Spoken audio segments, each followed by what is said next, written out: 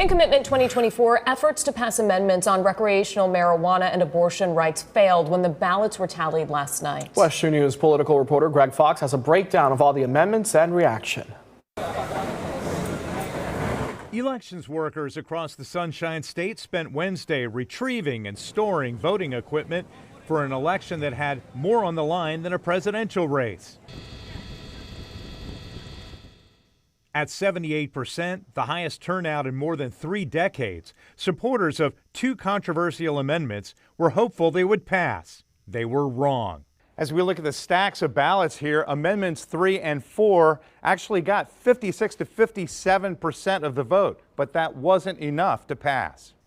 Since 2006, Florida has required 60% support to pass ballot initiatives.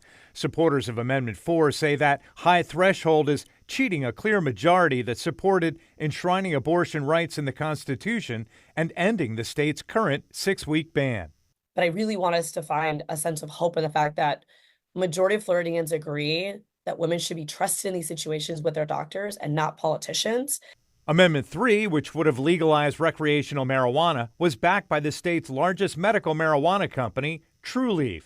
Its CEO indicated they may try again. Almost 6 million Floridians showed up at the polls, and we have an opportunity to, again, make some real change and some forward progress. Governor Ron DeSantis, whose news conferences in recent weeks were frequently centered on opposition to Amendments 3 and 4, was also criticized for using a taxpayer-funded state agency to spread misinformation about Amendment 4.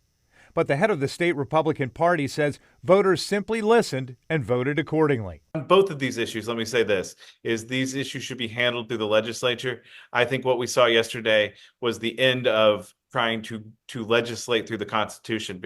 Of the 4 proposed amendments put on the ballot by Republican lawmakers, only the one guaranteeing the right to fish and hunt and one granting a larger homestead exemption when inflation rises passed.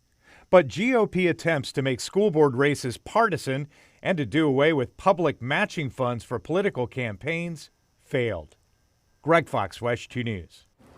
Soon after Governor DeSantis announced an investigation into alleged fraudulent signatures on petitions to put Amendment 4 on the ballot, congressional Democrats called for a Justice Department investigation. Both investigations may end given the failure of Amendment 4 to pass.